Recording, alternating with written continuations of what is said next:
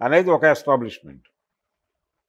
Johnny మాస్టర్ని తొక్కేయటానికి ఆయన మీద అసూయ ఉన్నటువంటి కొంతమంది, రాకేష్ లాంటి వాళ్ళు ఉన్నారు కదా, ఉమ్, ఇంకా ప్రేమ్ రక్షిత్ దాకా రాడార్ వెళ్ళలేదు.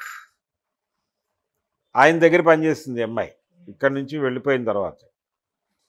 సో వీళ్ళందరి పాత్ర ఉంది. అసూయతో చేసినటువంటి పని అనేది ఎస్టాబ్లిష్ చేయడానికి రకరకాల పేర్లు తీసుకొచ్చి, అంటే కేసుని ఎంత కన్ఫ్యూజ్ చేయాలో అంత కన్ఫ్యూజ్ చేస్తున్నారు.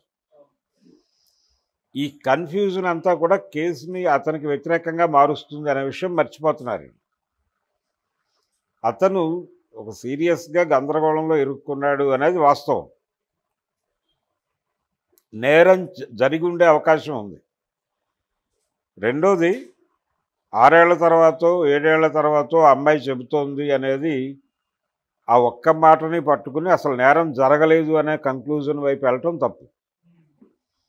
ఎవరు ఎప్పుడు ఓపెన్ అవ్వాలి అనేది వాళ్ళ మానసిక స్థైర్యాన్ని బట్టి, వాళ్ళు ఎదుర్కొన్నటువంటి ఇబ్బందుల నుంచి నిర్ణయం జరుగుతుంది తప్ప, వీళ్ళ అంటే నేరం జరిగిన తర్వాత అరగంటలోనే ఓపెన్ అవ్వాలి, గంటలోనే ఓపెన్ అవ్వాలనే ఉండదు. నేరం చేసినవాడు ఇన్ఫ్లుయెన్స్ ఉన్నటువంటి మనిషి. అతను ఒకవేళ, అంటే జనరల్గా సెక్షువల్ హెరాస్మెంట్స్ ఎలా జరుగుతాయంటే, యజమాని బానిసల మధ్య సెక్షువల్ హెరాస్మెంట్ జరుగుతుంది. యజమానిగా ఉన్నవాడు ఎవరు అంటే ఉద్యోగం ఇచ్చేవాడు ఉద్యోగం చేసేవాడిని వేధిస్తాడు. ఉద్యోగం చేయటానికి వెళ్ళిన అమ్మాయిని ఉద్యోగం ఇచ్చినవాడు వేధిస్తాడు. ఈ అమ్మాయికి పని కావాలి, ఆ పని ఇచ్చేవాడు జానీ మాస్టర్. సో ఇక్కడ వేధించే పొజిషన్లో అతను ఉన్నాడు. వేధించడానికి అవకాశం ఉన్నటువంటి ఏరియాలో ఈ అమ్మాయి ఉంది కాబట్టి వేధింపు జరిగి ఉండొచ్చు అని అనుకుని, అది చెప్పడానికి ఆ అమ్మాయి భయపడి ఉండొచ్చు. ఇప్పుడు ఈ సీన్ని ఎలా మారుస్తున్నారు, ఆ అమ్మాయే వాంటెడ్గా ఆయన్ని తన వలలో వేసుకుంది అని ఎస్టాబ్లిష్ చేయడానికి ప్రయత్నం చేస్తున్నారు. తద్వారా ఏం చేస్తున్నారు, వీళ్ళిద్దరూ కలిసి ఉన్నారు అనేది వాస్తవాన్ని అడ్మిట్ చేస్తున్నారు. అడ్మిట్ చేస్తూ ఈ అమ్మాయి వశపరుచుకుంది అంటున్నారు. ఆ అమ్మాయి ఏమంటుంది, నన్ను బలవంతంగా ఇబ్బంది పెట్టారు అంటోంది. సో ఆ అమ్మాయి కోణంలో, ఆ అమ్మాయి ఆర్గ్యుమెంట్లో ఒక పాయింట్ ఉన్నట్టే కదా. దీన్ని కోర్టు సీరియస్గా పట్టించుకుంటే అతనికి. రెండోది, ఆ ఏజ్ ఫ్యాక్టర్ ఏమిటి, ఢీలో పాల్గొంది అమ్మాయి, ఢీలో కంటెస్టెంట్గా ఉంది. ఢీలో కంటెస్టెంట్గా ఒక ఫామ్ ఏదో ఫిలప్ చేస్తారు అక్కడ, దానిలో ఏజ్ ప్రస్తావన డెఫినెట్గా ఉంటుంది. అక్కడి నుంచి ఆ పేపర్ తీసుకొస్తే ఆ అమ్మాయి ఏ ఏజ్లో ఢీలో ఎంటర్ అయింది, అది ఎంతకాలం జరిగింది, అక్కడి నుంచి ఇతని దగ్గరికి రావడానికి ఎంత టైం పట్టింది, ఆ అమ్మాయి ఏజ్ ఏమిటి అనేది ఆవిడ సర్టిఫికెట్లో మరొకటో 10th క్లాస్ ఏదో చదువు ఉంటుంది ఆవిడ. ఆ 10th క్లాస్ సర్టిఫికెట్లు వాటికంటే కూడా ఇది ఈజీ మెథడ్. తద్వారా అమ్మాయి వయసుకు సంబంధించి ఒక జ్ఞానం పొంది, అది మేజర్గా ఉండగా జరిగిందా, మైనర్గా ఉండగా జరిగిందా అనేది కొంత ఎస్టాబ్లిష్ చేయవచ్చు. ఇలా కేసుకు సంబంధించినటువంటి ఫైండింగ్స్, కోర్టుకు ఇచ్చేటువంటి సాక్ష్యాలు, ఆ అమ్మాయి ఎవరైతే కేసు ఫైల్ చేశారో తను ఏ ఆరోపణలు అయితే చేసిందో అతని మీద, ఆ ఆరోపణలకి తగినటువంటి, ఆరోపణలను నిర్ధారించేటువంటి సాక్ష్యాధారాలు కోర్టుకు ప్రొడ్యూస్ చేయాల్సిన బాధ్యత ఆవిడది, అంతే తప్ప కోర్టుది కాదు. పోలీసులు దర్యాప్తు చేస్తారు, దర్యాప్తు చేసేటువంటి పోలీసులకు సహకరించి వారికి ఈ కేసులో తనని వేధింపులకు గురి చేశాడు అతను, తనని లైంగికంగా వేధించాడు అనేది ఎస్టాబ్లిష్ చేయడానికి ఉన్నటువంటి ఫ్యాక్ట్స్ అన్నిటినీ పోలీసులకు చెప్పాలి. పోలీసుల సహకారంతో సాక్ష్యాలను ఎస్టాబ్లిష్ చేయాలి. కోర్టు వింటుంది. అలాగే తను కూడా కొన్ని సాక్ష్యాలు ఎలాగో తెచ్చుకుంటాడు. డిఫెన్స్గా తను కంటెస్ట్ చేస్తాడు. ప్రాసిక్యూటర్ గారు ఈవిడ కేసు మీద, ఈవిడ పెట్టిన కంప్లైంట్ మీద మాట్లాడతాడు. ప్రాసిక్యూషన్ ఆరోపణలని, ప్రాసిక్యూషన్ పెట్టేటువంటి సాక్ష్యాలని అవి తప్పని ప్రూవ్ చేయడానికి వాళ్ళు ప్రయత్నం చేస్తారు.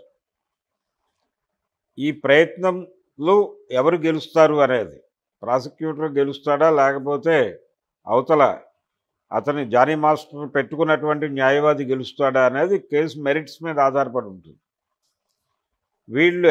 వీళ్ళు జరిపినటువంటి ఆర్గ్యుమెంట్స్లో ఉన్న మెరిట్స్ డిమెరిట్స్ ఆధారంగా ఆయన ఒక నిర్ణయం తీసుకుంటాడు జడ్జి గారు. ఇది అంత తొందరగా తెమిలే వ్యవహారం కాదు. ఆ అమ్మాయి చెప్పినటువంటి సమాచారం ఆధారంగా కేసు ఎస్టాబ్లిష్ చేయాలి వాళ్ళు. ఓకే. ఎస్టాబ్లిష్ చేసిన తర్వాత సాక్ష్యాలు ఎవరు అనేది కూడా రాస్తూ ఛార్జ్ షీట్ దాఖలు చేస్తారు. దానికి 90 రోజుల గడువు ఉంది, అంటే 3 నెలలు. ఈలోపు అతనికి బెయిల్ రాదని చాలామంది మాట్లాడుతున్నారు. అదేం లేదు. ఇప్పుడు ఇమ్మీడియట్గా బెయిల్ వేస్తే ఇచ్చినా ఇవ్వచ్చు, ఇవ్వకపోనవచ్చు. కానీ వేసుకునే హక్కు ఉంటుంది, వేయచ్చు. అంటే పోక్సో యాక్ట్ బెయిల్ రాదు అని బెయిల్ అటువంటిది ఏమీ లేదు. నాన్ బెయిలబుల్ అనగానే ఏమిటంటే చాలామంది కన్ఫ్యూజ్ అవుతున్నారు. నాన్ బెయిలబుల్ కాబట్టి అసలు బెయిల్ రాదు. అన్నీ నాన్ బెయిలబుల్ సెక్షన్సే ఏదైనా. అయితే బెయిలబుల్ సెక్షన్స్లో అసలు అక్కడ దాకా రాదు కేసు, అక్కడే పంపించేస్తారు. పర్సనల్ బాండ్ తీసుకుని కోర్టులోనే పంపించేస్తారు. రిమాండ్ దాకా వెళ్ళదు కేసు. రిమాండ్కి వెళ్ళారంటేనే బెయిల్ వేసుకోవడానికి రైట్ ఉందండి. బెయిల్ ఈజ్ రైట్ అనేది. బెయిల్ హక్కు, ఖైదీ హక్కుగానే ఉంటుంది అది. దానికి సంబంధించి పిటిషన్ వేసుకోవచ్చు వాళ్ళ లాయర్. అలాగూ పిటిషన్ వేస్తాడు.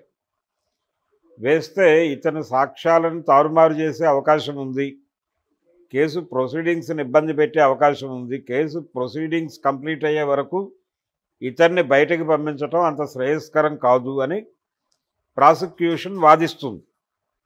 ప్రాసిక్యూషన్ వాదనతో సంతృప్తి పడితే, లేదు అంటే సంతృప్తి పడితే బెయిల్ రాదు. అంటే డిఫెన్స్ లాయర్ కూడా మాట్లాడతాడు. డిఫెన్స్ ఆర్గ్యుమెంట్స్ కంటే కూడా ప్రాసిక్యూషన్ ఆర్గ్యుమెంట్స్ బలంగా ఉన్నాయని న్యాయమూర్తి గారు భావిస్తే బెయిల్ రాదు. మళ్ళీ వేస్తారు, ఇవ్వరు. మళ్ళీ వేస్తారు, ఇవ్వరు. సెషన్స్ కోర్టుకి వెళ్తారు, అక్కడ వేస్తారు, అక్కడ రాదు.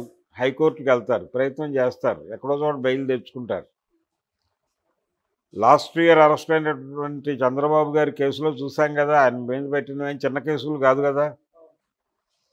వెరీ ఫస్ట్ డే నుంచి బెయిల్ కోసం ప్రయత్నం చేశారుగా. 52 రోజుల తర్వాత కదా బెయిల్ వచ్చింది. సో ఇతనికి కూడా అలాగే బెయిల్ రావచ్చు.